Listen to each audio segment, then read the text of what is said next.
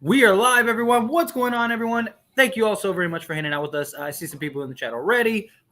Everyone that's trickling in at this time, thanks so much for taking the time out of your day to spend with us. Anybody that's coming in or watching this on the replay, thank you so much. Don't forget to like the video, subscribe to the channel. Sorry, we were dealing with some technical issues backstage. That's why we're a little late. But nonetheless, we're powering through. We're making it work. Jake's doing it from his phone right now, so hopefully it's coming through. Audio and everything is fine. But the show must go on, right? So absolutely. we're here. Diving right into it. Were you able to catch the Laker game last night or no? I know you're busy. I know you're working. I was not, but I was pleased to find out once I looked at the little notification on my phone, and I was like, "Wait, am I seeing this correctly?" I was like, "Wait a second, did we just beat the Celtics?" I was like, "No way, no." And then we went into overtime and we lost. I was like, yeah. It just, yeah, it was an emotion. I didn't watch the game, and it was an emotional roller coaster. It was. I mean, no, it was a game that like nobody really wanted to win, right? I mean, Celtics were up 20. They give the lead up. Lakers come back. Lakers are up 13, and then they give the lead back, and then it goes into overtime. And as soon as the game went in overtime, you knew the Lakers were going to lose. Like LeBron was gassed, AD was gassed, and then Lakers end up losing a game that really felt like they should have won. Like that was a game the Lakers should have and needed to win. The only sort of, I guess, bright side with that is it did show again that the Lakers are right there. Right? Yeah.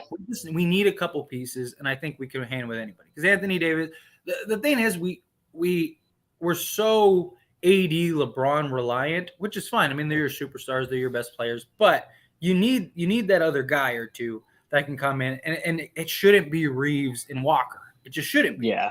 Right? So we need, if we can get a piece or two, then I think we're there. Now, tomorrow is the 15th. So yes, it is. We will see. That's the date that Rob gave for when we should start doing trades. Now that doesn't necessarily mean that we're going to get a trade done at midnight tonight or at 9 a.m. tomorrow or anything like that. Because just for people that are watching this, it's not like a deadline. It's more of like that's the beginning of when teams have players that become available that currently aren't available, things like that. So it just makes trading a lot more easier. But I think if we do a trade, it's going to be this week. We got the word about Bojan Bogdanovic, the Knicks. There might be some deal in the works with the Knicks to get Cam Reddish, maybe Evan Fournier. Whatever they end up doing, they need to do something, right? Like it's something that needs to happen. They got to do something. We need some shooting. We need some wings. We need some, maybe a big man or some size.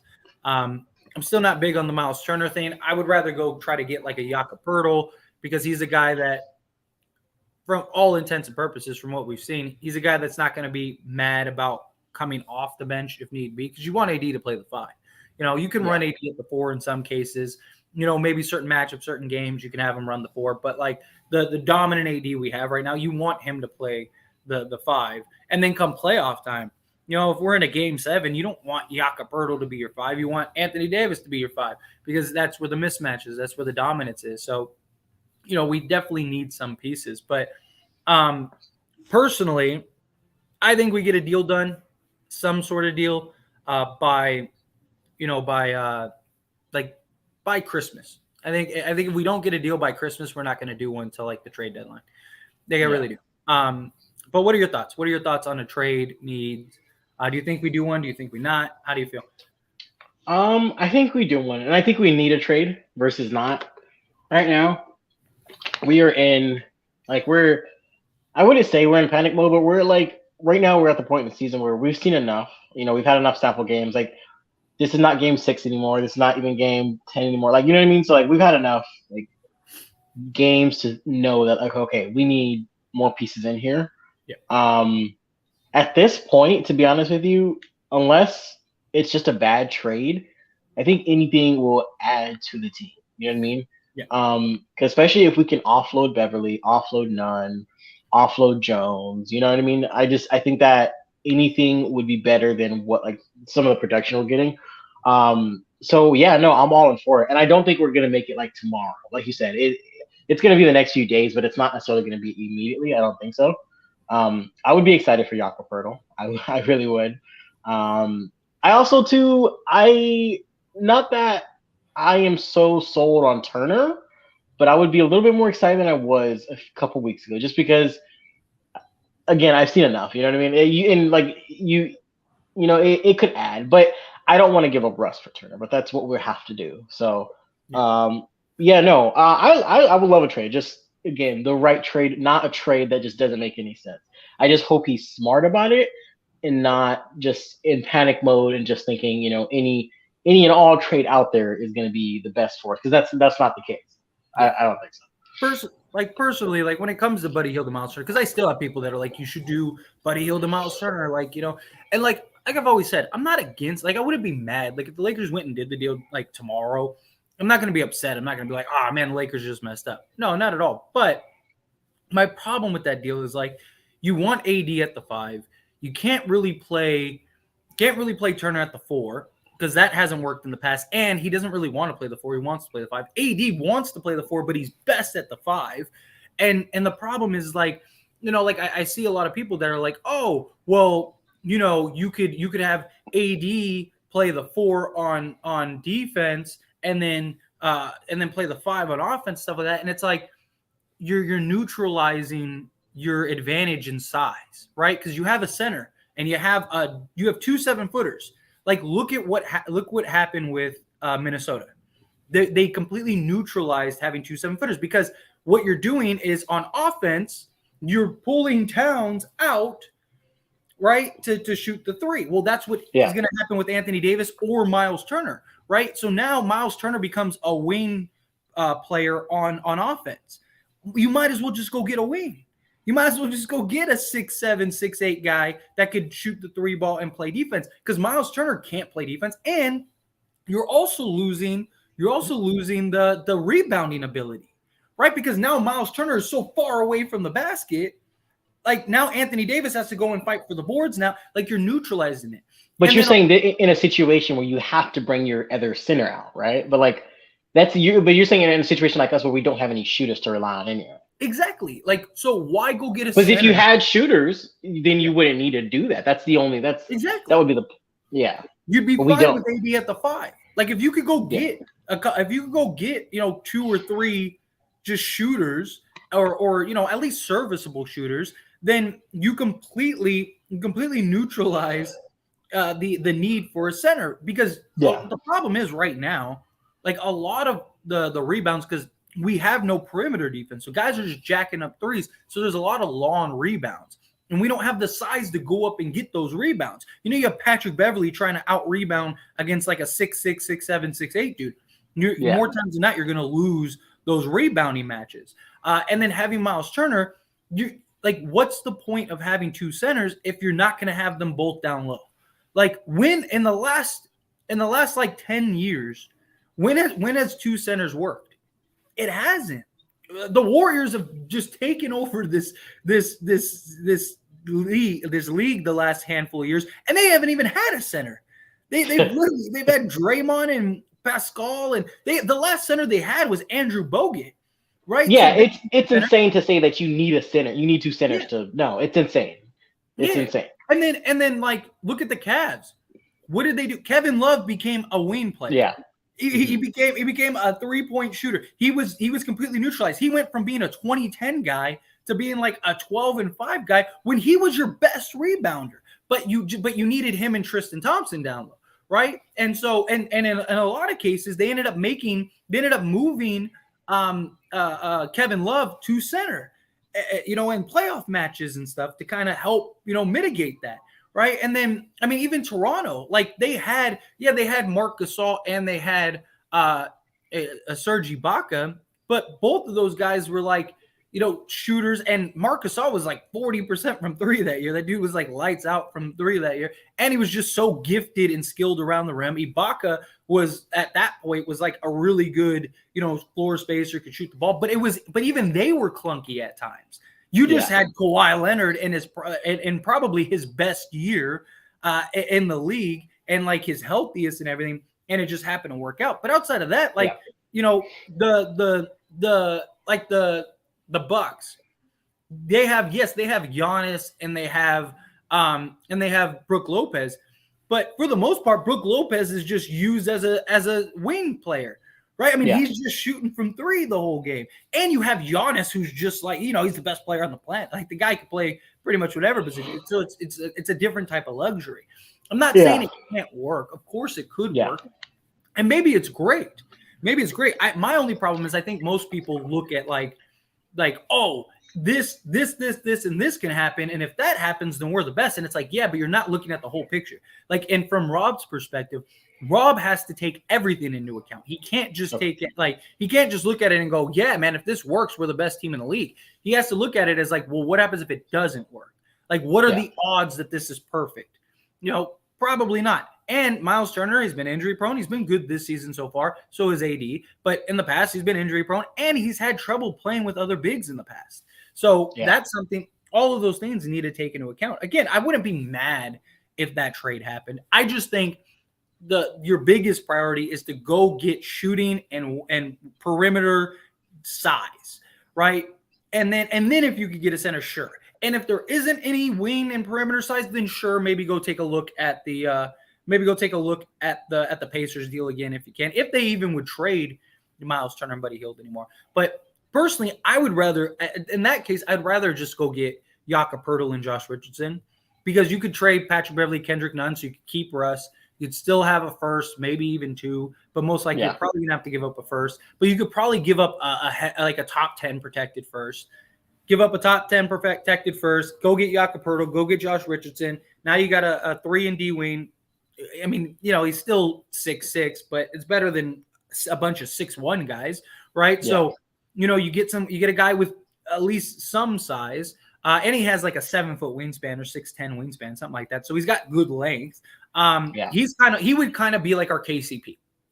He'd kind of be like our Caldwell Pope. So you got a guy, a perimeter guy, and then you get a center that can start, that can come off the bench, that you could run. He could play like 20 minutes, 25 minutes a game, and then you could run AD at the 4 in some cases. Start AD at the 5, do whatever. You could work it out, try. Maybe you do try, because here's the thing. You could try Jakob Poeltl and Anthony Davis at the 4 and 5 and see if it works. And if it works, great, right? If Anthony Davis can still be dominant with Yaka at the 5, perfect, good. But if it doesn't work, Jakob Poeltl isn't a guy that's going to say, no, you have to start me. No, I'm the guy. Where Miles Turner would. You don't think Miles Turner would just walk away and leave if they decided to bring him off the bench or something because it's not working, or there's a playoff game and they don't start him? Like that is something that he would absolutely. Hey, Darvin got Russ to do it. He can get anybody to do it. That's all I gotta say about that. I mean, there's a big difference. Like Miles Turner is like a really good production. He's like, you can make an argument he's at least a top 5 center in the league right now, and he's also young and he's going to get paid. Russ is a $47 million contract that was just a terrible, awkward fit last year that everyone's trying to trade and no one really wants. Russ doesn't have the luxury of saying no. Like Miles Turner could say no, leave the Lakers, and a team is going to sign him. That's probably like Russ. If he didn't like conform and say, okay, yeah, I'll do it, then he probably would have been out of the league. That's the difference. But Jakob Poeltl, he's a guy because he's came off the bench for the Spurs. The Spurs have started other guys in front of him before, and he's been okay with it. When he comes in, he's productive, whatever. He just wants to play. He just wants to win. You could give him. So you could try it in the beginning, start them both. If it works, great. Keep that lineup, right? Have a starting 5 of, say, Lonnie Walker, Josh Richardson, maybe Dennis Schroeder, or no, you'd have to have LeBron. So say Walker, Richardson, LeBron, Davis, and Jakob Poeltl, right? Boom. You got 2 3-and-D wing players that can shoot. You got LeBron, who, he could play some defense, shoot, not great at times, but he can shoot sometimes. Yeah. And then you have Anthony Davis, who can do everything, and you have Jakob Poeltl, who's a low post threat that you could dump the ball down to, and also is a great center great shot blocker, great defender down low. He's also got the size to bang with like Joker, Jokic, right? You can bang with him. He can bang with Embiid. You got a guy that's willing to play center and kind of muscle around. That to me would be better and cheaper than Buddy Hield and Miles Turner, because if Miles Turner and Anthony Davis don't work, you're screwed. Where like if Jakob Poeltl and Anthony Davis don't work, he's more reasonable. He'd be okay coming off the bench or flip flopping in spots as long as he plays. Like that's the only thing. Like just play me, So that's the difference that I see with those two. But yeah, what are your thoughts? No. I mean, fair enough.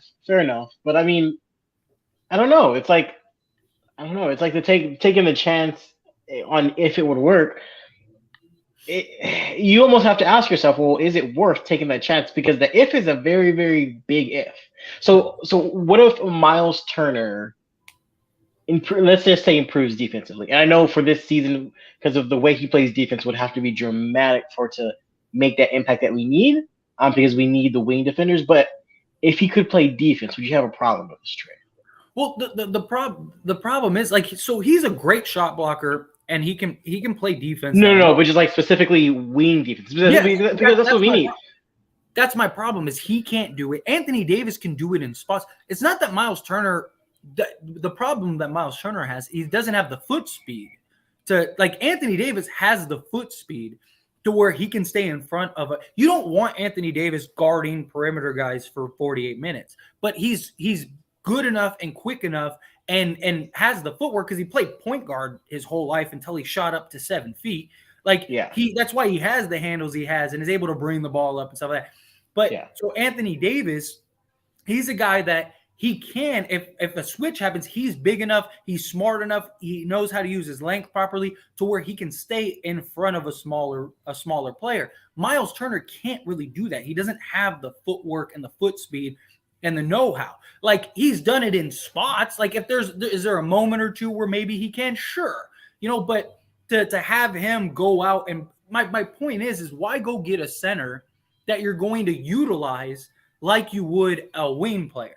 In that case, you might as well just go get a wing player. Because the height, the shot blocking, the interior offense. Like here's the thing. If the Lakers are playing a 2-3 different, or just they're playing a zone, right? Yeah. If they're playing a zone, if AD has a foot speed, and let's say AD gets beat.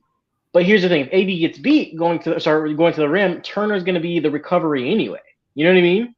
So it's like but you can't play. You kind of win either way, though. But the problem is you can't play in the NBA. You can't play zone game in and game out because zone is too easy to attack. You just have a guy come in the middle. Depending on the matchups, you're gonna have to. And so then what's going to happen is you're going to have what's most likely going to happen is you're going to have Miles Turner on an island. And that's what you don't want, right? You want like Miles Turner is most effective when you have guys that can draw the defender to him and he comes up and blocks shots and he's a great shot blocker. He's like your last line of defense. And same thing with AD. Like that's why like a guy like Bojan is like a lot of people think Bojan isn't a good defender. And he's not a great defender. He's a good defender. He's serviceable. But he's not like an elite defender. The reason Bojan worked on like Utah, because you got to think Joel Ingles and they had Donovan Mitchell, Joel Ingles, and Bojan Bogdanovic as their like wing guys with like Jordan Clarkson and stuff like that. And then they had Rudy Gobert in the center, and they were still one of the best defensive teams in the league at certain times. And the reason for that is because you had a guy like Rudy who was just the best shot blocker in the league. And Bojan is good enough to where he can funnel the defender. He's not great. He's not going to lock him down, and be all over him and stuff like that. But what he can do is I want you to go this way and funnel you to Rudy Gobert, who's going to just, if good luck. And that's what getting a guy like Bojan could do is you have Anthony Davis, who's just a monster and the best help defender in the league this season. Now what that means is now like guys like Bojan, and if you could get serviceable, sizable guys, like even Fournier, I don't really want Fournier, but the reason I'm okay with like 6'6" guys is because if they can at least, all they have to do is just stay in front of the guy, use their size to bump the guy and funnel them to Anthony Davis and let Anthony Davis clean up the mess. Right. And that's what Anthony Davis is good at. That's what he's been good at all year. That's why we're a great defensive team when Anthony Davis is playing at his peak. Because we have 6'1" guys that are able to funnel. Problem is that when we're not able to funnel them to Anthony Davis, they're just shooting over us, and it's becoming a problem. And teams are starting to get hot, things like that. We don't have the rotation ability. Like the Celtics. And we can't close out right now. That's a huge issue that I'm having. We cannot close out. The Celtics game was a beautiful example of why we need size. So the reason the Lakers got back into the game against the Celtics is they ran Russell Westbrook, Austin Reeves, Troy Brown, LeBron James, and Anthony Davis. The smallest guy on the court was Russell Westbrook at 6'3", 6'4". You had Austin Reeves at 6'5" with like a 6'7", 6'8" wingspan. You had Troy Brown 6'6" with like a 7-foot wingspan, 6'11" wingspan, something like that. You had LeBron James, you had Anthony Davis, and Russ, even Russ being like 6'3" or whatever, he still has like a 6'7" wingspan. So you basically had 5 guys, and all they did was just switch. That was it. Don't fight over pick. Don't do anything. Every time they set a pick, like Russ would be on Troy Brown, and then they would set a pick to try to get Troy Brown free. So Russ would go on Tatum, and then Brown would go on Brown, and then they would just keep switching. LeBron would switch. Anthony Davis would switch. Everybody was just switching because you had the size, and it was a problem for the Celtics because they were able to match the size, the youth, the athleticism, all that stuff, and they were able to get back in the game and make it difficult for Boston. So Boston wasn't able to get the easy buckets they were just shooting over a 6'1" Patrick Beverley. That was the difference. So that, to me, that Celtics game undoubtedly proved we need to just go get size. We need to go get wing guys so that way we could play like that an entire game, rather than like only in like the fourth quarter doing that. Because imagine, I mean, even if we just had like, just for example, like let's say we do the pick. Let's say we could work it out to where we get Boyan and Saddiq Bey, right? Okay. Not saying we will, but let's just say we can, right? If we get that, now you have Saddiq Bey, Troy Brown, Walker, Reeves, Boyan. I don't know if I said Boyan, LeBron, all these guys. So now you got several guys that now you can play ample minutes and all like rotate and alternate, and you could just run that switchable defense and just keep switching on guys, and you're going to match up perfectly, and then if you're playing Minnesota or something like that, then, put Thomas Bryant in or something like that, right? And have him, and then match size with size. Or if you go do the Spurs deal, Jakob Poeltl, whatever, like you're changing the 3 guys or 2 guys or whatever that you're going to trade to get that deal, trading for another 6'6", 6'7" guy and Josh Richardson, who's got, again, a 7-foot wingspan. And so basically you just got another Troy Brown or whatever, who's a better, more consistent shooter, who now you can, again, do that switchability. Those are the lineups the Lakers need to run from here on out. They need to run guys. No more of those 4-guard lineups because we can't shoot. If Dennis Schroeder, Patrick Beverley, and Russell Westbrook were all 36 to 40% 3-point shooters, sure, because you could just shoot everybody out the gym. But they're not. They're not, and that's the problem. You don't have shooting, and you don't have the size to maintain defense against these other teams.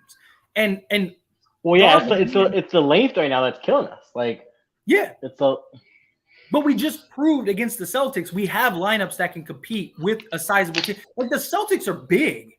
They weren't as big last night because they didn't have Al Horford or Time Lord or guys like that. But they still had 5 guys that were 6'7" and above.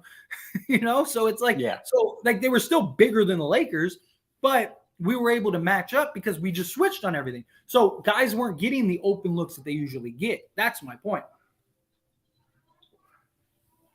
But let's jump into this chat a little bit because I see people anxiously waiting. And real quick, before we dive into the chat, please like this video, subscribe to the channel. We're trying to get to 3K subs here on this channel. Let's see where we're at.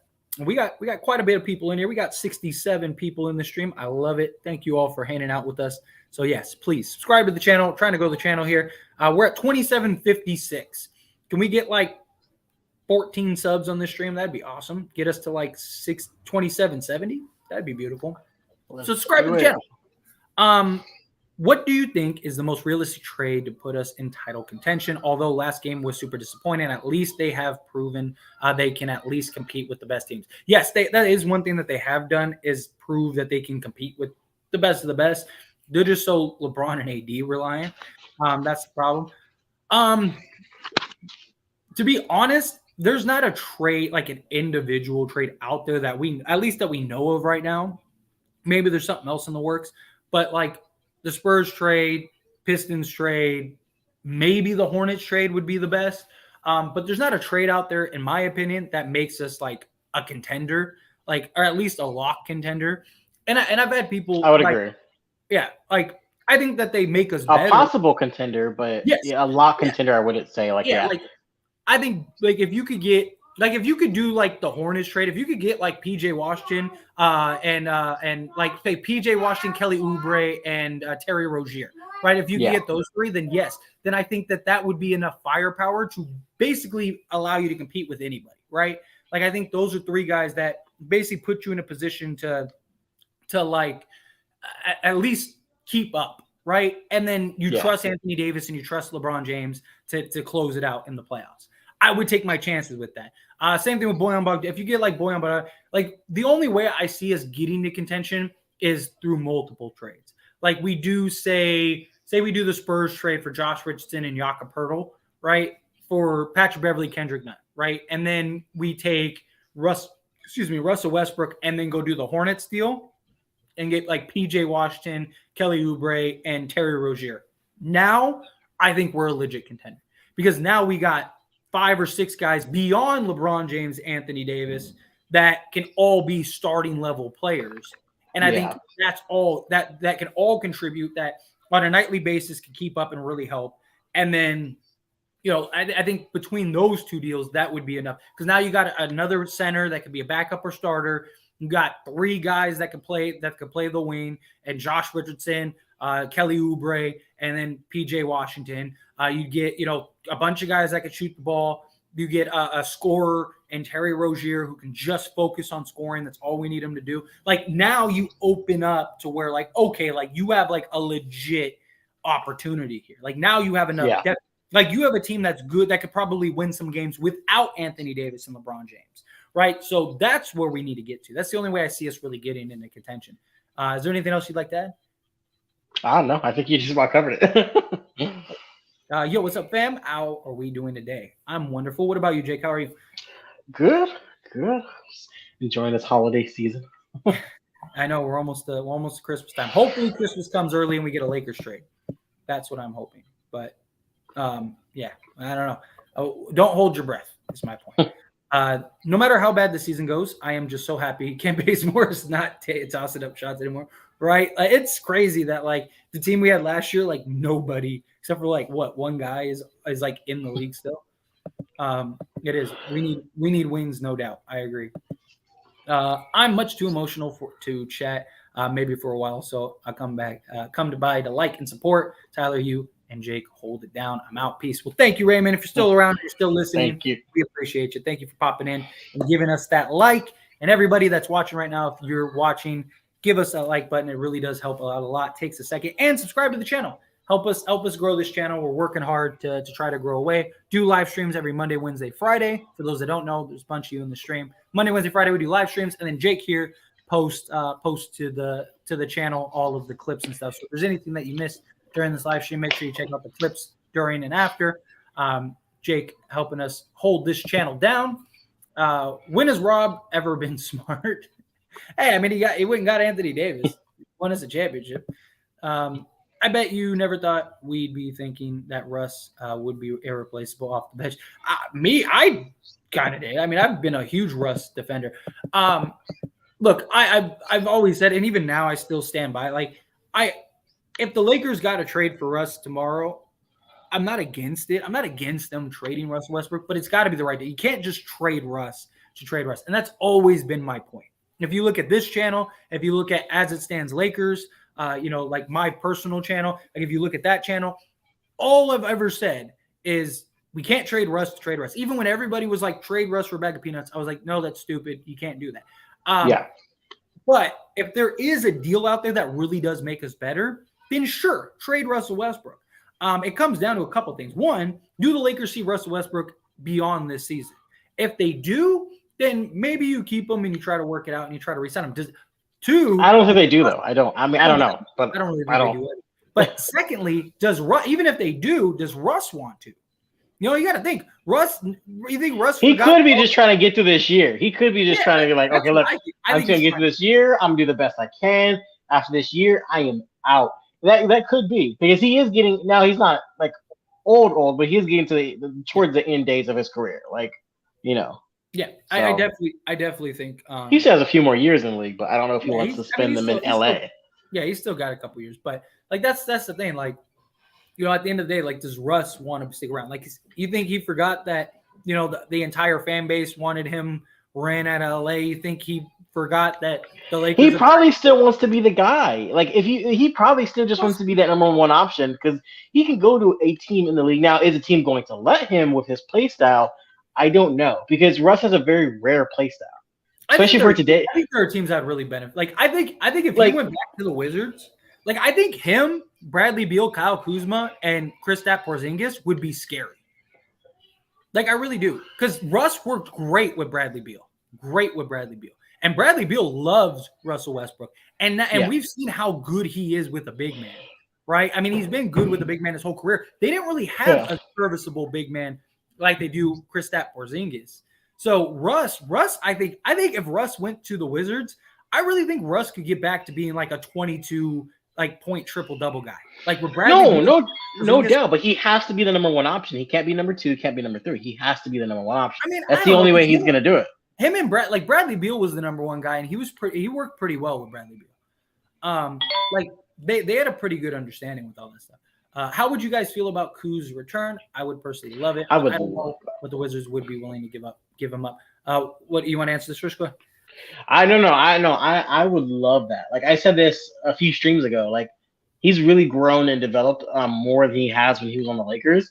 I think he's got that confidence too. Like if we had him back, oh yeah, that would be that. I feel like that would be a game changer. Not a guaranteed lock, but like, yeah, if somehow we could.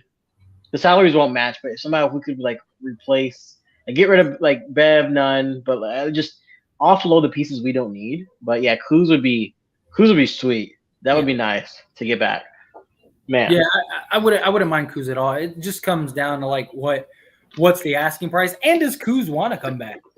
You know what I mean? Like if you saw his last comments, he didn't have a lot of nice things to say. Like he was like, you know, it's nice that I get to be the guy in Washington, you know, and I'm not playing behind LeBron James and Anthony Davis no more and stuff like that. So I don't know if he really wants to come back. But if he does and the price is right, I wouldn't mind it. Please, Lakers, make a trade tomorrow, please. I hope so. Like I said, personally, I don't necessarily think they're going to do a trade tomorrow.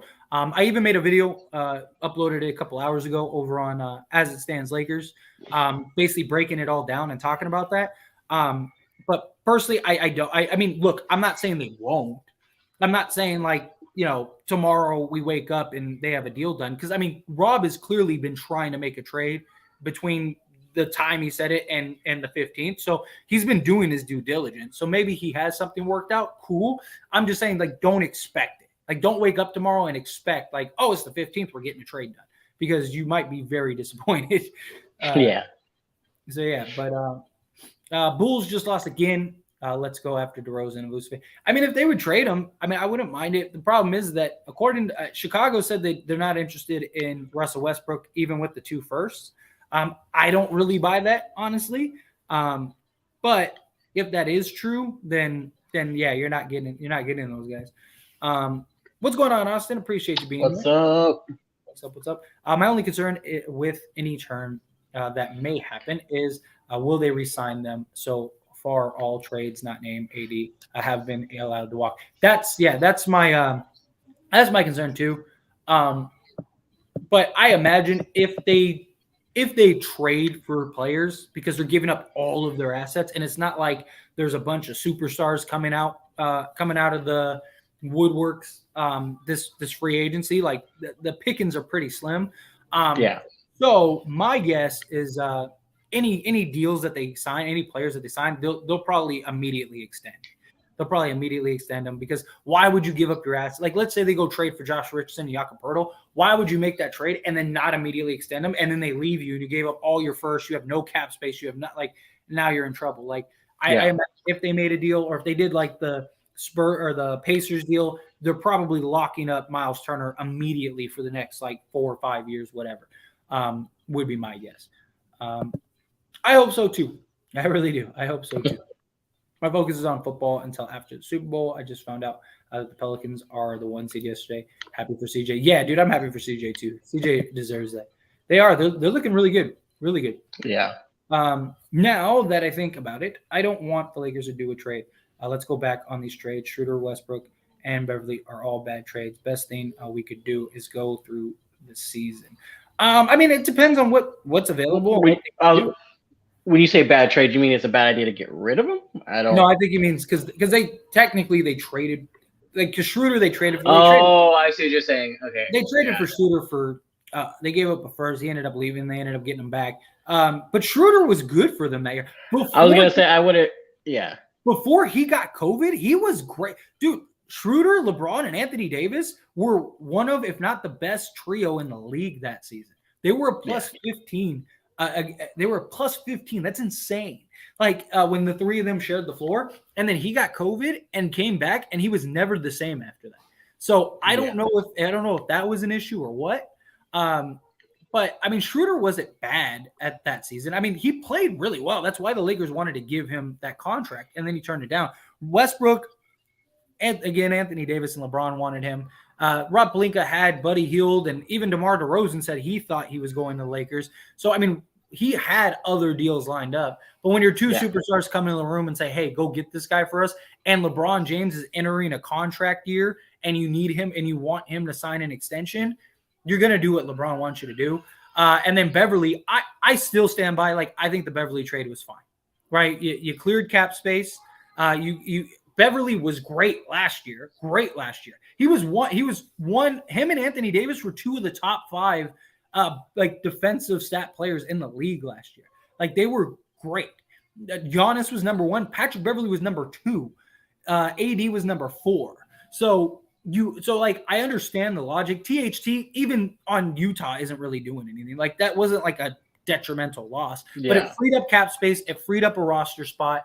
And it gave you more salary to use to go trade. So if they trade Patrick Beverly, like right now with THT, some of these trades that the Lakers are exploring are actually harder to do.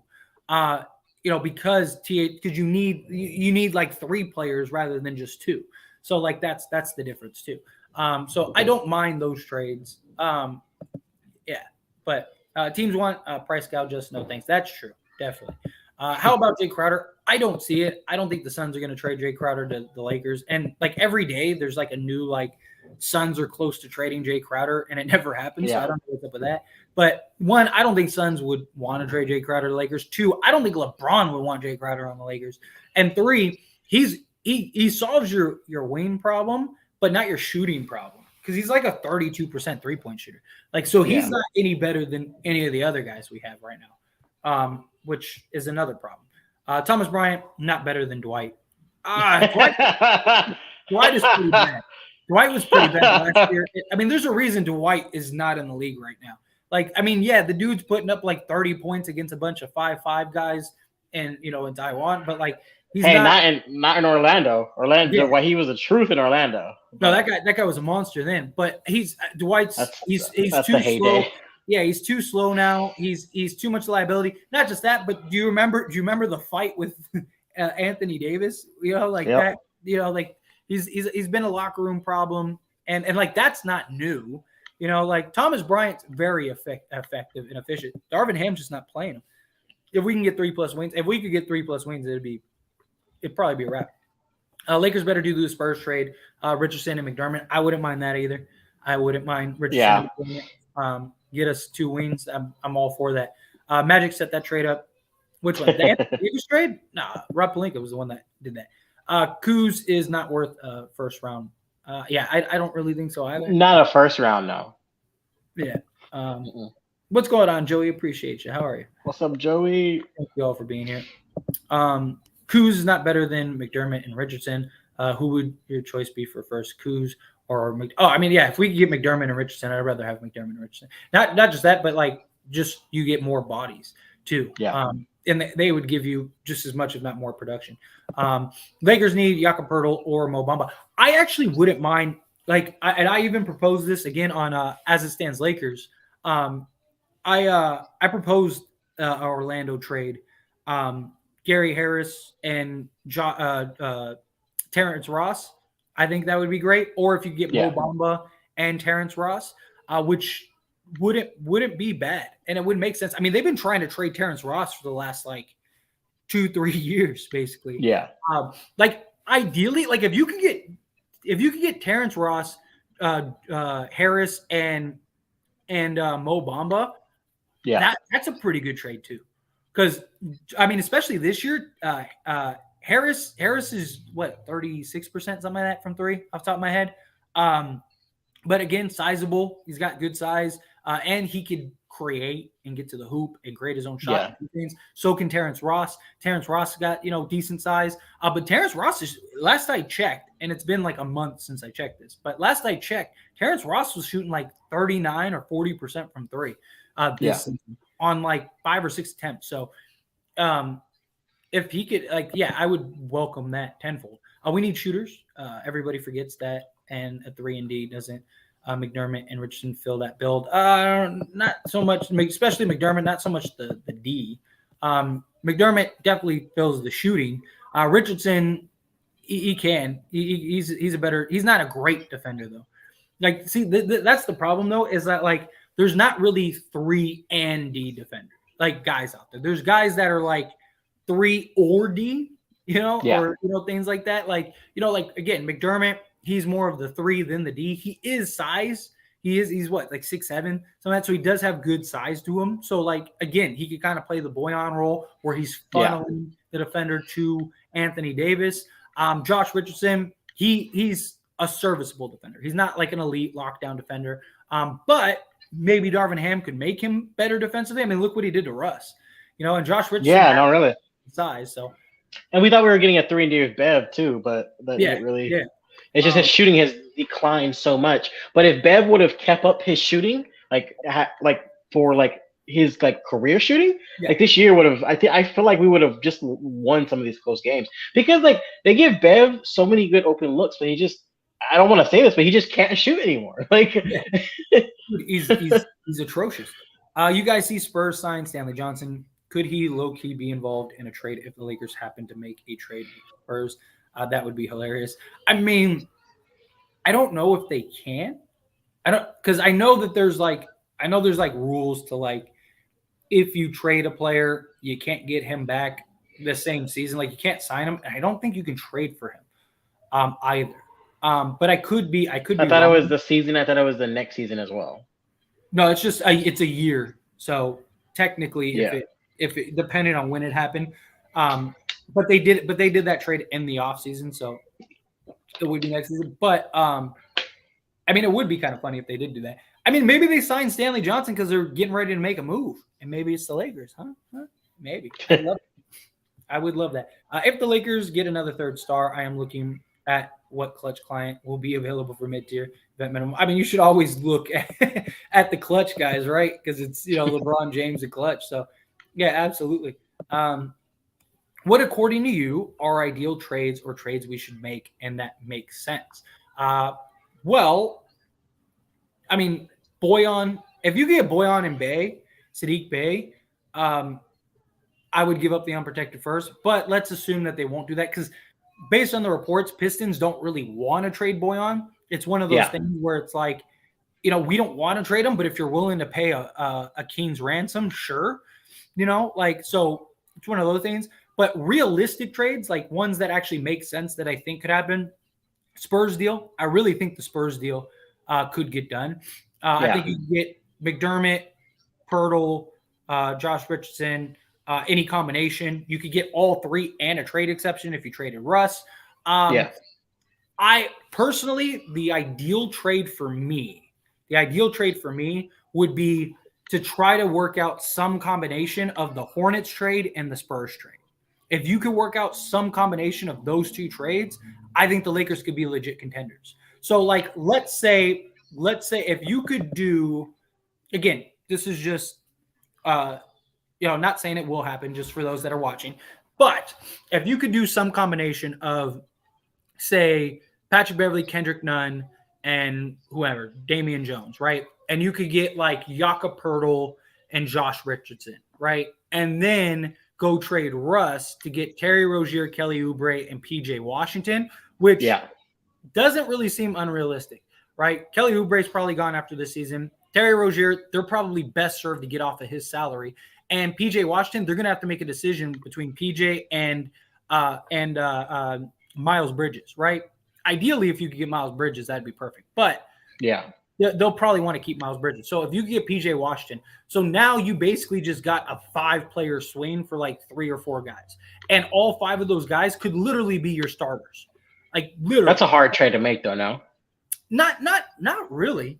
Because, I mean, the Spurs and the Hornets are both 2 of the top 3 worst teams in the league. So they're tanking.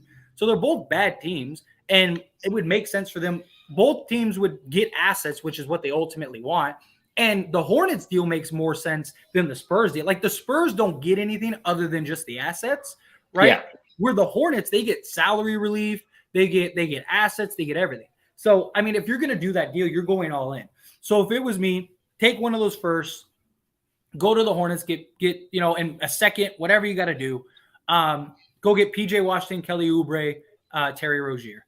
Boom. Now you got those 3 guys. Now you got a power forward. You got a point guard, combo guard, play on the ball, off the ball, and you got a 3-and-D wing, right? Boom. Perfect. So Russ, a first and a second. Yeah, or whatever it takes. Outside of both first, right? So 1 first. And unprotected first. So, yeah, because you're getting PJ Washington in that deal.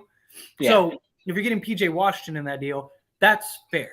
Because you're getting a 24-year-old guy who, he's basically 16 and 8 or whatever. And he's young. He's he's going to be around when you're going to go convey that. And your hope with that pick is to probably get a guy like PJ Washington. So you could justify. Well, this is a long-term move anyway. We're not trying to make short-term moves right now. If you're doing any trade, it's going to end up being for the long haul. Any trade you make is going to end up being for the long haul. Well, for this team, yeah. Yeah, for this team. So ideally, if you do the Hornets deal, you get PJ Washington. So you're giving up, say, one, because we have 2 second-round picks this year. We have Chicago's second round and we have the Lakers' second round. So if you could take like Chicago's second-round pick and an unprotected first, go get PJ, Kelly Oubre, Terry Rozier. Boom, you're good there. Then take the other first-round pick and the Lakers' second, and then package that and go get Jakob Poeltl and Josh Richardson. And now you got 5 guys that can really help. Exactly. In a much better position. What do you think about that, though? I like the Hornets trade. I do. I don't know if we're gonna be able to make this first trade, because if you make this first trade, you have to give up what? Nunn, Beverly, and Jones. Well, technically, you'd only have to give up. If you did Jakob Poeltl, Josh Richardson, you'd only have to give up Beverly and Nunn. But I'd imagine they'd want to give up Damian Jones, because at that point you don't need Damian Jones, and that basically matches you salaries off the top of my head, where you clear the 125% rule with just Beverly and Nunn. So you're fine. You could just do Beverly and Nunn. Like if they said we don't want Damian Jones, you could just do you could just do Nunn and Beverly. Yeah, realistically, in the best of both worlds. But realistically, I can see us making the Hornets trade happen.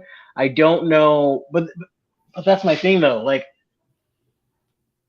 if you make that trade, then it's just not worth it, because but it will though, because whatever you get from those 3, you're gonna get more production than you're getting from Russ right now. It's just because those 3 alone could outmatch like what Russ is bringing to the team. I don't know. I like the Hornets trade. The Spurs trade, it would be nice. Additional pieces, more depth, would help us, especially those long runs in the playoffs. But I like the Hornets trade more than I like the Spurs trade. Yeah. I mean, if it came down to one of them, I'd rather do the Hornets trade too. I'm just saying, just to answer, like, what would be the trades that I like basically what do I think would get us to contention to be a legit contender? Some combination of the Hornets and the Spurs trade. I think if you could find a way to combine those two trades, I think those are the two trades that realistically I think could get us to contention, in my opinion. What would you give up for the 3 in Orlando? I'd give up a first.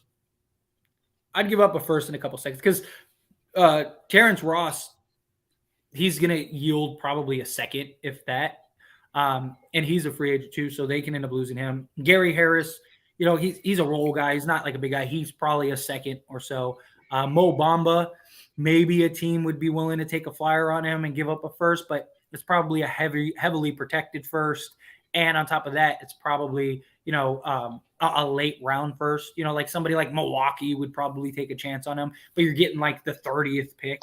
So I think fair-wise would be Harris, Bamba, and Terrence Ross for like, an unprotected first. You basically got your center of the future.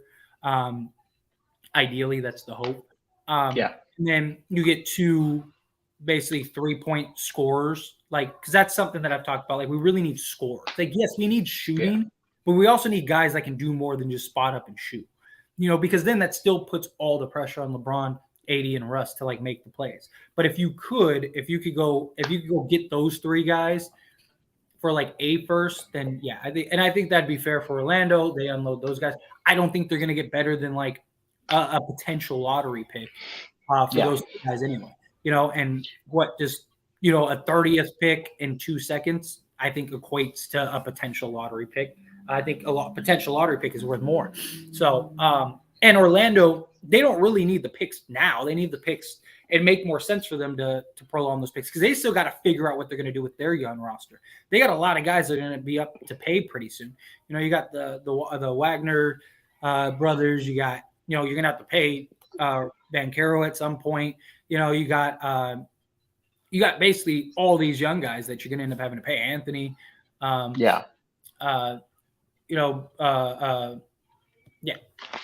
Vanderbilt, Reddish, Fournier coming. If not Vanderbilt, Jay McDaniels. I would not mind Vanderbilt at all.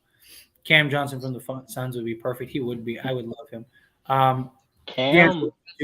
D'Lo, I wouldn't mind D'Lo coming back. Miles Bridges, if he took care of his legal troubles. His legal troubles are over.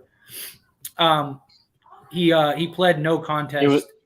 And it's done. He actually just got a restraining order on the woman that he had the accusations against. So I don't know. That's a whole deep dive. We should trade our min guys for either Jalen McDaniels or Kenyon Martin. Hey, if there's a way to get those guys, I wouldn't mind that at all. What happened to the Charlotte trade? I don't know. I know it's kind of been all quiet on the Eastern Front there. We haven't really heard anything about it. I don't know. Maybe they're not really willing to make the trade, or maybe the Lakers don't want to give up a first. That could be something. Or maybe they don't want to trade Washington. Because here's the thing. I think a big reason of why that trade hasn't really been talked about lately is because Gordon Hayward fractured his shoulder. Because the talk was Gordon Hayward. He was the original. Yeah, it was Gordon Hayward, Terry Rozier, and Kelly Oubre was the conversation, and then maybe you could work a way to get PJ Washington. That was kind of the deal. Like you get Rozier and Hayward, but Hayward fractured his shoulder. You're not trading Hayward anymore. And now do the Hornets, like if you're not getting PJ Washington, the trade doesn't make any sense for the Lakers now because Terry Rozier would be nice, and so would Kelly Oubre. But you can't trade, like you basically need Russ's salary to be able to get those two. And at that point, they'd have to give up another player. Who's the other player you're taking? Plumlee doesn't make the money match. So it'd have to be like Plumlee and PJ Washington. So literally you'd probably have to get like 4 or 5 guys if you did that deal. So that's where the problem lies. If I were to get a Lakers jersey of one of our young guys, assuming they end up keeping both, that jersey, you think I should get Lonnie or Austin? I can't decide because I love them both. I think I got you. Go ahead. Because you already know what I'm going to say. I was gonna say I think Austin Reeves, because I think Austin is the most likely to stick around. Lonnie. So right now, the most we could realistically, or most likely, unless we have all our cap space, right? Realistically, the most we could give Lonnie Walker is like 7.7 million or something like that. Which maybe he would do so we could get his bird rights. Now, guys like Bobby Portis, he's a guy that did that for Milwaukee. He basically took, multiple like 7 million year deals, and then they were able to get his bird rights, and then they were able to give him that whatever it was, like $15 million or whatever. So maybe Lonnie does that. If Lonnie wants to stay with the Lakers, he could take, they basically sign him for basically just under 8 million. They sign him for just under 8 million. He sticks around, they get his bird rights, and then they pay him to go over the cap. That is something that the Lakers could do. But that comes down to, would Lonnie Walker be willing to do that? If Lonnie Walker isn't willing to do that, then you can forget that. But what were you gonna say? No, I was gonna say Austin, and that's actually interesting conversation with Lonnie, because I know a couple streams ago we talked about how he's just playing himself into like a better contract. Yeah, exactly. But no, I love Lonnie though. Nothing against Lonnie. To be honest with you, he's the reason that he's a big reason. He's been playing so good that I think that we would have lost how many games would you say? Like a good probably 3-4 games without him, maybe even more. He's playing so good this season. But I like Austin. Yeah. I would do Austin. Austin's, like you said, probably gonna stay there longer, and I think this is gonna be that moment, and I don't know, it's like a Jordan Farmer. Am I a little off? But like a Jordan Farmer almost, you know what I mean? I like Austin more than I like Jordan Farmer, but he's just like that guy that just because you look at Austin last year, he was still coming into his own, and I don't know, he just developed, and it's been fun to watch. Honestly, it's been fun to watch. No, he is. Dude's putting up 20-point games. I mean, not consistently, but yeah, dude, it's crazy. No, he's great. He is hands down great. Definitely, but Shake Milton is a good shooter too. He is. He's killing us. Obviously, if one leaves, then I'd get the one that stayed. LOL. Assuming both of them leaving doesn't happen. Shaking my head. Yeah, like I said, I mean, it's just going to come down to how badly do they want to be Lakers. If they want to be Lakers, then we can get there. So we have Austin Reeves. Non-bird rights? So we could sign him to that. And then we have Lonnie Walker. Like I said, we could sign him to, can't remember what it's called, but it's basically an option that would be it's basically just under $8 million. We could sign him for. And if they did that, then so it just basically comes down to, do they want to stay with the Lakers or do they want the money? No, it's not. Stan Pat's team is good enough already. I don't know about that. I don't know about that, Marzel. I thought the same thing about the Spurs and the Charlotte. Yeah, to me, that's the perfect blend. If you could get those two, that's just the perfect blend, in my opinion. But yeah, if they can figure out some combination of that, then that's a home run. Real quick, we are only 7 subscribers away from our live stream goal. We're at 2760. We got 100 people in the stream. So if you're not subscribed and you're just coming in, hit that subscribe button. If you haven't liked this video, hit that like button. It really does take a second of your time, and it really does help us. We're a small channel here trying to grow. Jake, we do live streams every Monday, Wednesday, Friday. Jake posts the clips every other day. I have the channel As It Stands Lakers, which is my own independent channel that I know many of you know me from. But this is our collaboration that we're doing here. So again, help us out, show some love, subscribe to this channel. And if you're not subscribed to As It Stands Lakers after this stream, go subscribe there as well.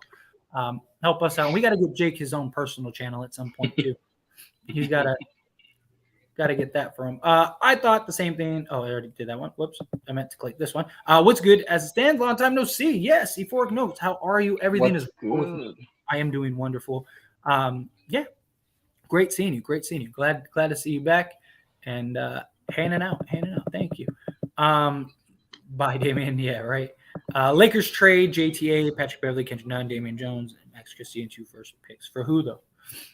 And you got to keep Max Christie. You got to. Even the Magic deal. Please keep Max Christie. Yeah, he's part of your. He's part of your future. Please, Yeah, absolutely. I wouldn't mind that deal either. Harris, Ross, Mo, McDermott, Richardson. Yeah, I wouldn't mind that at all either.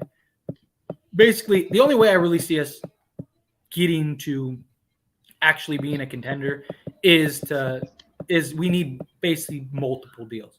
We need to turn 2 deals into 1 or something like that. It's the only way I really see us getting there. Heartless.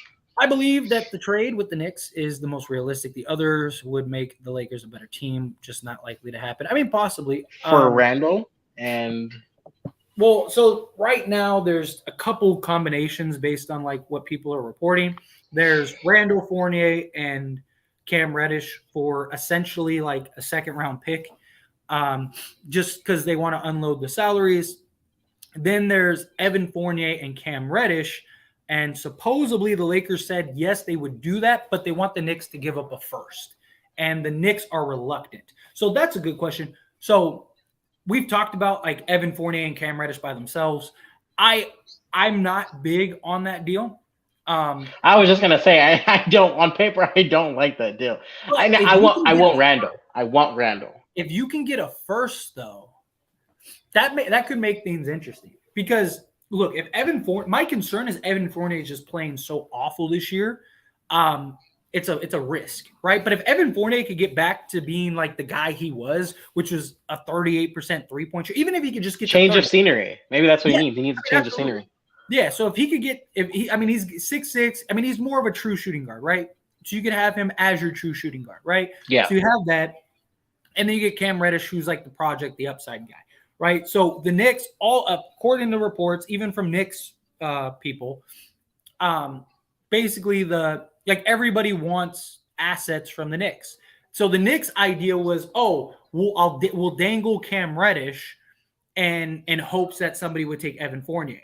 The problem is Evan Fournier is out of your rotation, and so is Cam Reddish. And Cam Reddish isn't some like young, star in the making to where teams are like, man, like Cam Reddish is a flyer, right? He's a guy. He's a maybe he will be good type player, right? Yeah. Like he's not like a Tatum. I think, but that's what they're trying to sell him as, like a they're basically trying to say like he's basically worth, like if we had to give you a first round pick.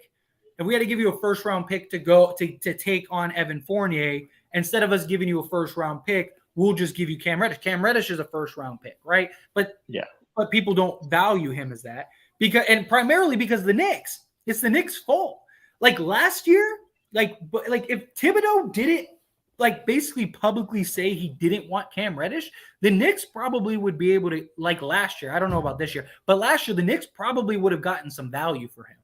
The problem is that the entire league knows you don't want Cam Reddish. Cam Reddish is going to leave you after this season, and you're not going to keep him. You're not going to retain him. Evan Fournier, you can't even play because he's been so bad. So why would we help you? Is kind of the thing. So everyone wants to give up a first, but the Knicks are reluctant. But if they were willing to give up a first to the Lakers, I'd almost feel like you have to do it. Because then would you take that over Randall though? Yes, because I'm worried about Randall's fit.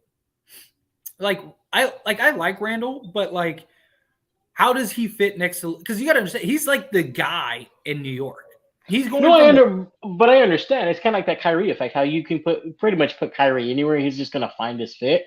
That's what I feel like Julius Randle. He could do that. But he's not the scorer like Kyrie. It's more natural for Kyrie because Kyrie can basically score anything. Like Randall isn't really a great scorer, right? Yeah. Like he has his moments, and he has the luxury where he can take 25 shots a game with the Knicks. He can't do that with so he's going from the number 1 option to the number 3 option at the best. And so how is he productive, and is he willing to take that role? Because we have to start him. And you'd have to start him. Yeah, he's not coming off the bench. There's no way. So and that's the problem. I don't know if he's worth it. But if you could get a first round pick, I think it'd be kind of hard not to, right? Because that would leave you Russ and 3 firsts. that might open some deals. That really might open some deals. Because here's the thing too, the Wait, Knicks. Russ in 3 first. So who are we trading for? Who are we trading though? I don't know. I mean, it depends on what's out there now. Because like there could be, for all we know, there could be players out there that we might be able No. to I meant who are we trading to the Knicks? Because if we still have Russ in 3 first, who are we trading to the Knicks? Oh, I'm talking about if we get Evan Fournier and Cam. Oh, okay. I'm not talking about I'm not talking about adding Randall. If they added Randall, then you'd have to trade Russ. But even then, if you added Randall and say you got a first, then you'd still have Patrick. You'd still have Patrick Beverley, Kendrick Nunn, Damian Jones, JTA. That you could have along with 3 firsts that you could maybe go do a deal, and that could get you to like $30 million. And if you needed to, maybe you could, add Cam Reddish if you needed to, if it's the right player. And now that gets you to like 40 million, after the 125% rule. So ideally that like you do Evan Fournier, Cam Reddish, and a first for Patrick Beverley, Kendrick Nunn, and whomever, like whatever other pieces. And then you basically have 3 firsts and Russ that now you could take that and maybe go make a bigger deal that could maybe get you the pieces. And now Fournier just kind of is, Cam Reddish and Fournier are kind of just the add-ons. They're just the added players rather than like rather than the trade. That makes sense. That makes sense. Yeah. Bobo is on my radar too. I don't think they trade Bobo. I think Mo Bamba is definitely gettable, but Bobo, he's been like the guy for them lately. We should trade Russ. He's playing good, but we have 47 million tied up. We'd rather have 3 players in salary, which 2 are solid shooters. It just depends on what you get. Again, like I'm not against trading Russ, but it's got to be for something of value. Like you can't just trade Russ just to trade Russ. Yeah. I have a feeling no trade is coming tomorrow. That's how worse Pelinka has been as the GM. I don't think any trade's coming tomorrow anyway. Like even if Rob Pelinka was the best GM in the league, I don't think a trade's coming tomorrow. Because they're still working stuff out. They're still hashing stuff out. And you got to keep in mind, like, the other team has to want to trade also. Teams aren't in a rush. Like take the Pistons, for example. They have Bojan for the next 2 years. They don't have to rush to trade him. So, like, that's the thing, too. And teams are still trying to figure out what do they want to do. Do they want to go to the tank route? Do they want to trade? So, I don't think anything's necessarily going to happen tomorrow either. Lakers need to give up the picks. They've shown that they're willing to give up the picks just for the right players, for the right price.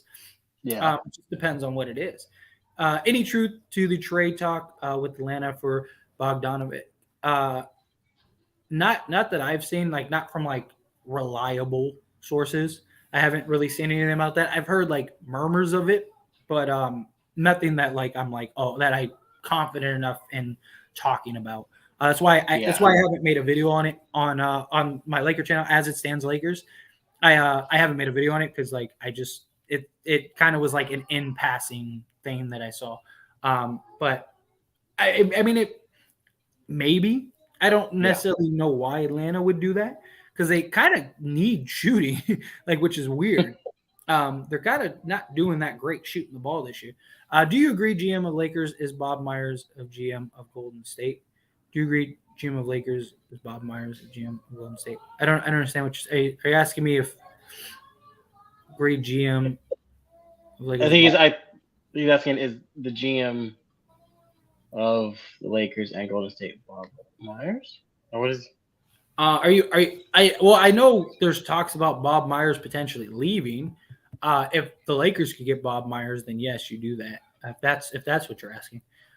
Lakers need to make moves because if Lakers keep losing while the top seeded teams keep winning, they will go down. It's not the top seeded teams you're worried about; it's the teams that are in the middle right now, right? Like the Spurs and stuff like that. Like you're not worried about them because they're just going to keep winning.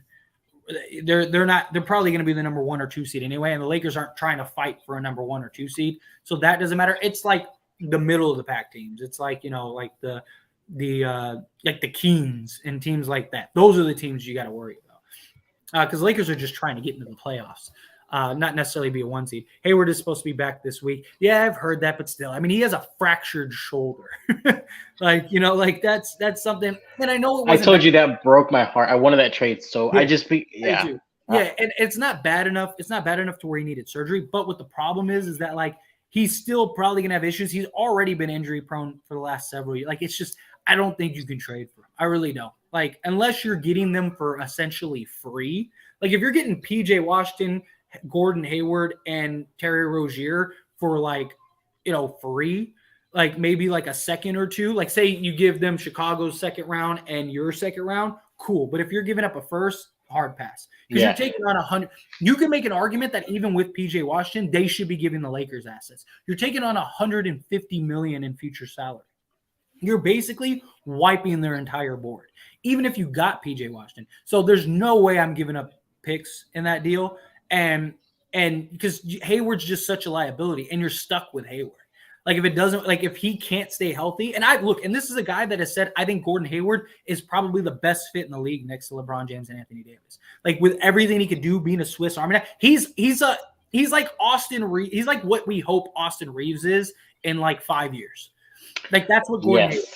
Yes. Like, that's literally what Gordon Hayward is. Problem is, Gordon Hayward can't stay healthy.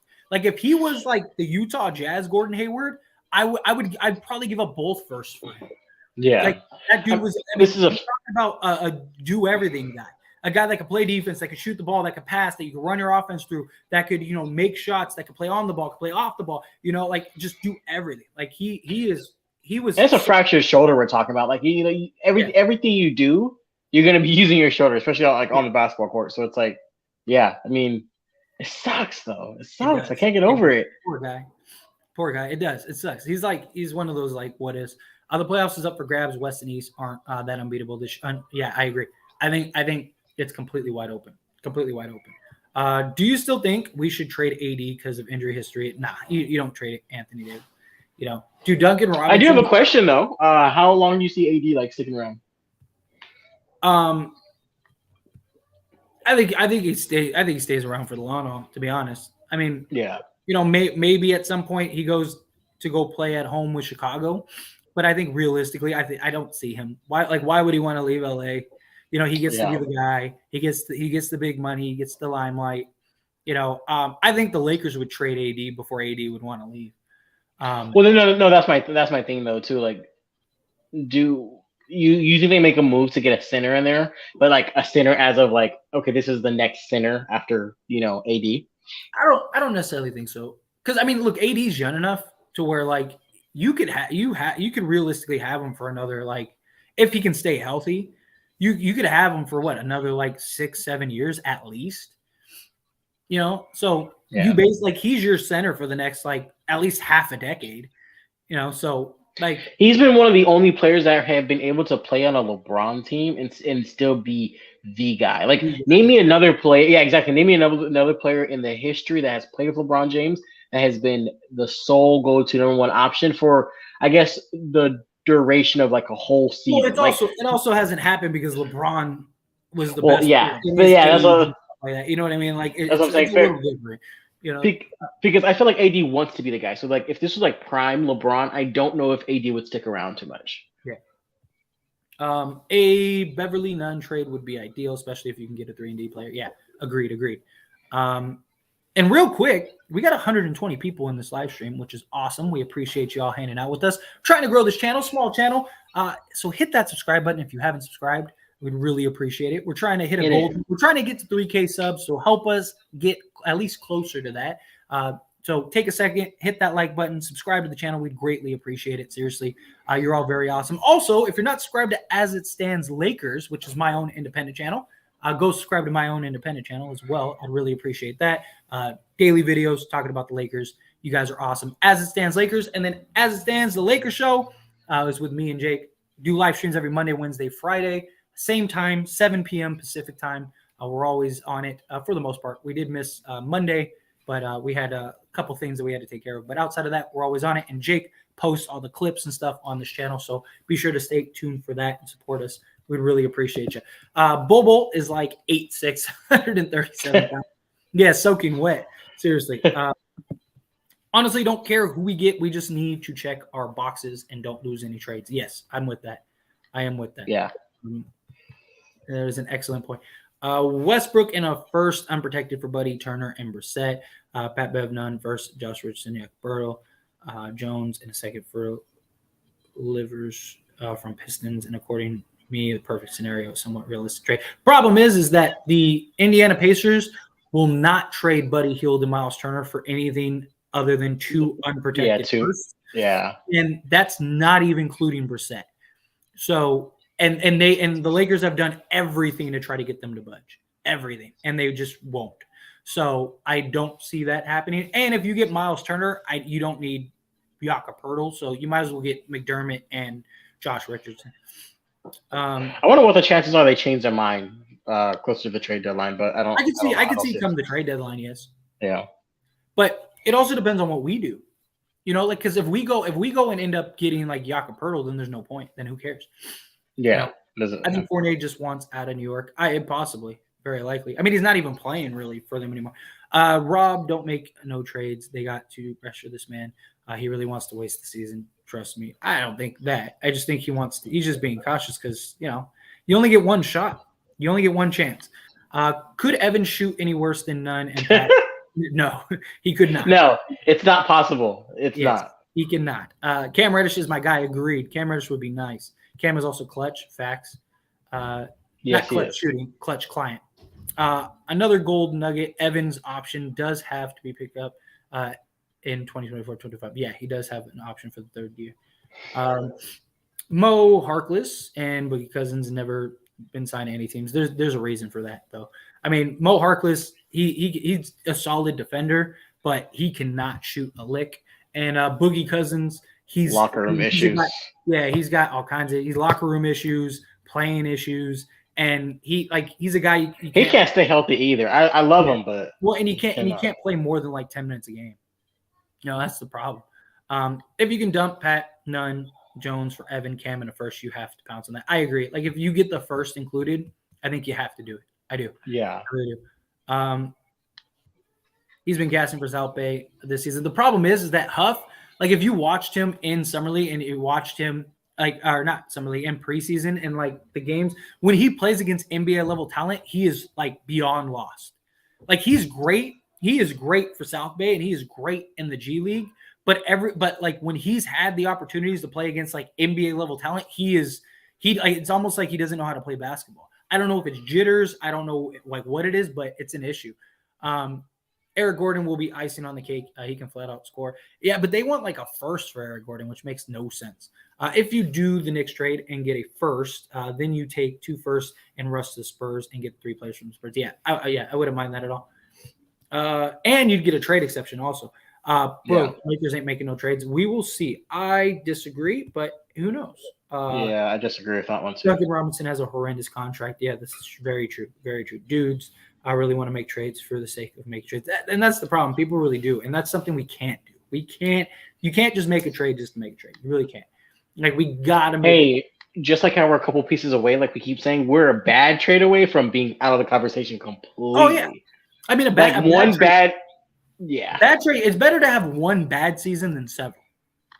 Yeah. You know what I mean? Like, you do the wrong trade and it doesn't work. Not only are you bad this year, but you're bad the next several years because you have no picks, no nothing to get out. So you're stuck. Well, that's what I was saying. Yeah, you know, I pray that just what if we make a trade and it's another Russell Westbrook last year situation? Now but this time you have no way out because those guys aren't going to be another Bev this year. Yeah, like it's not going to be another, you know. And we have seen a lot of players play really well elsewhere and then come to the Lakers and are terrible. And then they leave the Lakers and then they're good again. So it's like, again. Yeah, it's crazy. It is. I don't know if it's the pressure. I don't know what it is. But, you know, maybe it's putting on that purple and gold. It's just the standard and expectations. I don't know. Hey, the Celtics might have the same problem. We don't know. We got to talk to our Celtic friend. They might have the same problem because it's like that historic dynasty that is so like, you know, putting on the purple and gold is just like putting on the clover. You know, it's like it's just, you know, the 2 best franchises in the history of the league. So. Thanks. Patrick Baldwin Jr. is a good young player to keep an eye on. I wouldn't mind him at all either. At all. Let them grift. We all in here still, yeah. Definitely. But yeah. I definitely think we need to do something. We definitely need to make some move, some trade. some move. It just again, it depends on what's out there and what gets done. It depends on because the issue is we just have so many needs, right? We need 3-point shooting, we need perimeter defense, we need a center, we need we need another scorer, we need a lot of different things, and that's kind of the issue, Yeah. and I just think we need a lot. He said, what's the most realistic trade in your opinion? I still think a combination of the Hornets or not together, but the Hornets or the Spurs trade, I think is a trade that could get done at some point. I think the Knicks trade is another one. I don't know about the first. I think, look, if the Lakers would just take Fournier and Cam Reddish, I think that deal would be done. But I don't think you do that trade without getting a first. You have to get a first round pick in that deal because Evan Fournier basically ruins all your cap space, which isn't the end of the world, but that first would give you so much more flexibility. That you got to get that first. And the Knicks, it's not like the Knicks are going to give up they're going to give up their first round pick. They're going to give up, one of the other treasure trove of picks. They're going to find like which one is the least favorable, and that's and that's the one that they're going to give. So yeah, I think like a Spurs or Hornets trade are the most realistic. I just don't think I don't think the Lakers should give up an unprotected first for Bojan, and two, I don't think that the Pistons are in a rush to make a trade, and the Lakers aren't really in a position to kind of wait around. So if I had to make a guess, I would say probably the Spurs or the Hornets trade. It's just when can that trade happen? Like when can that trade get done is the question. What about Kristaps Porzingis? I would love him. I don't really know why they would trade. Like if you could do like Russ for Kristaps and Kuzma, which has been like talked about in the past, I would do that. But I would love that. I don't see the Wizards doing it. Like it doesn't make sense to me for the Wizards because like the Wizards aren't that bad, and they could probably just sign Russ next year on like a reasonable deal and then have all four of them and see how it goes. Like so, that's my thing because I actually think he would probably go back to it. So yeah, it depends. Let's see, Jordan Clarkson. I don't think they'll trade Jordan Clarkson anymore. And Utah, like, there's nothing really on Utah that they would trade that we would want. Would you do the Knicks trade and then go for PJ and Rozier? Absolutely, especially if you got that other first. Like, yeah, like I said, if you did the Knicks trade, you can't stop there. You have to go do another trade at that point, in my opinion. I think, so would you go after PJ or would you go after the Spurs trade then? Because why not just if you went and got Cam Reddish and Terry Rozier, or sorry, Cam Reddish and Evan Fournier, I don't know. I'd probably go after PJ and Rozier because the Spurs trade, like, yeah, you could get Doug McDermott and you could get Josh Richardson, but you already have Evan Fournier, which if your hope is that he gets back to being basically your Josh Richardson type player. And then you have Cam Reddish and PJ Washington that could play the 3 and the 4. And then Rozier is your scorer, which the Lakers would really need. So you get 3-point shooting, you get scoring, you get everything. I wouldn't be mad at the Spurs deal, right? Like I wouldn't be like if they did that after, like I would be like, okay. But if you got Evan Fournier, Cam Reddish, I wouldn't mind PJ Washington and Rozier also. But you got to do so. You cannot stop. Right, like if you go do that deal, you cannot stop. You have to go do another trade, in my opinion. Yeah. Like, share, and subscribe. Yes, thank you so much, Emily. I really do appreciate it. We still got 120 people in this stream. Subscribe to the channel if you haven't subscribed. Take a second, please hit that like button. Subscribe to the channel. We're trying to get to 3K subs, and we're slowly climbing. We're at 2769. So can we get like to 60 or to 75 by that point? That'd be nice. That's only 6 subs, and there's 25 of you. So hit that like button. Really appreciate you. And subscribe, yes. Defenders and scorers. Yes, we definitely need both of those. Absolutely. We can go for Mo Bamba. Yeah, Mo Bamba and Terrence Ross. Yeah, we were talking about that earlier. Yeah, I would love Mo Bamba and Terrence Ross if we could get that. I wouldn't even mind if we could get like Mo Bamba, Terrence Ross, and Gary Harris. Like I would be all for that, and I wouldn't be shocked if the Magic were willing to trade those guys. I mean, they've been trying to trade Terrence Ross for the last like 3 years, and then on top of that, you got Gary Harris, who can be a serviceable 3-and-D guy, another wing guy, but he can also create his own shot just as Terrence Ross can. Terrence Ross, last I checked, which again was like a month ago, Terrence Ross was shooting like 40% from three this season. Sheesh. So if that can happen, that's great. And then Mo Bamba, like he could be your backup defensive center. You could probably play him next to AD in moments, stuff like that. It gives you flexibility, and it gives you another big for the future too, because he's young enough to where you got him for the long haul. And like Orlando has like nothing but big men, so like they need to start unloading some of these guys. I would love to take a chance on. I don't know if they ever would, but if they did, I would love to take a chance on Jonathan Isaac. Like, I know Jonathan Isaac hasn't played basketball in like 3 years, but before he got hurt, he looked like he might be the next big power forward, like in the league. Like he was really good, and then he was getting hurt, and it just became an issue. But Bryn Forbes, he would be nice as a good shooter and really cheap, and Shake Milton. Yeah, both of those guys would be nice. I'd be all for that. Lakers, please back Kyle Kuzma. I wouldn't mind it. It just depends on the price. It just depends on what is the cost. What does it take to get him? I don't know if you could. I don't know if it's really worth the first, in my opinion, unless you're getting other pieces attached to that. But again, I don't know why they would want to do that, and they're kind of reluctant to trade Kyle Kuzma. So, I don't know. It'd be tough. Slav him. I want Kuzma so bad. Yeah, but no. In general, I just I definitely think we got to do something. Yeah, Wizards are high on Kuz. Yeah, I mean, the last we heard from the Wizards, they were planning on having him around, but it also depends on what Kuzma wants to do, right? If you think Kuzma's leaving after this year, you probably want to get something for him. What do you guys think about the Kyrie wasted chance with the first? He would be a Laker. Pelinka sucks so bad, but it wasn't a way like that trade was never happening unless they traded Kevin Durant. Like it was. So like they needed to trade Kevin because the Lakers offered both firsts in the trade, and they said no because they wanted to go talk to Kevin Durant again. Like that's the problem. They were never trading Kyrie until they figured out what to do with Kevin Durant. As soon as Kevin Durant said I'm staying, that was it. There was no more Kyrie trade.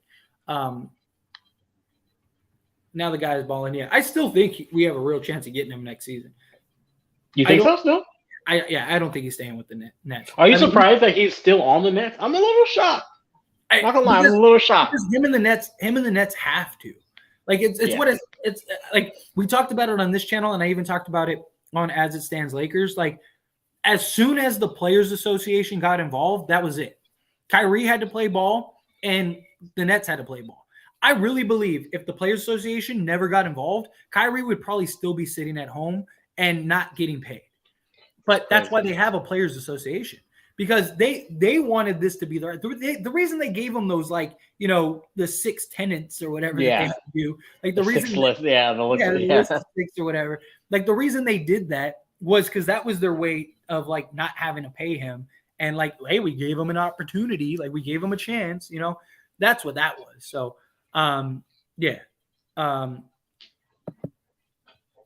Michael Porter Jr., I wish we could get him. Plus he could shoot. That would be beautiful. I just don't see them ever trading him. What's going on, Alvin? Appreciate you. How are you? What's up? Welcome to the stream. But any last things you'd like to talk about before we get on out of here? We've been going an hour and 30 minutes. Usually we go like an hour, but it's just been a good stream. We've had quite a bit of people. We hit our goal, by the way, so hit that subscribe button. What? That would be awesome. We'd appreciate you. But yeah, any parting words or anything you want to get out before we get on out of here? No, thank you guys. Definitely hit the like and subscribe button, and I hope you guys are having a very good December. And I hope, like you said, we can get a Christmas present and bring a trade our way. That would be great. Hopefully, when we do the Friday stream, we're talking about the Lakers trade. Hopefully that's right. hopefully Put it when in we the do atmosphere. yeah. So for everybody that's in the stream that's new, we do a stream every Monday, Wednesday, Friday, 7 p.m. Same time, 7 p.m. Pacific time. So that's what 10 p.m. Eastern time, 9 p.m. Central time. For those that are hanging out, we'd love to see you in future streams. Again, like Jake said, hit that subscribe button. Like the video. We're trying to grow this channel. We're trying to get to 3K subs by the end of the year. We're almost there. We're 230 away, and I know we can hit it. I know it can happen. And it's as simple as you hitting that subscribe button. Also, check out my channel. I have an independent channel, As It Stands Lakers. I know many of you are subscribed there and are familiar. I know a lot of you came over here from there. But if you're not, please go check out that channel as well. Subscribe to that channel. I'm trying to hit 7K over there before the year's over. So subscribe to that channel, As It Stands Lakers. Subscribe to this channel, AIS The Lakers Show, As It Stands The Lakers Show. This one's with me and Jake. We appreciate all of you hanging out with us, and we will see you all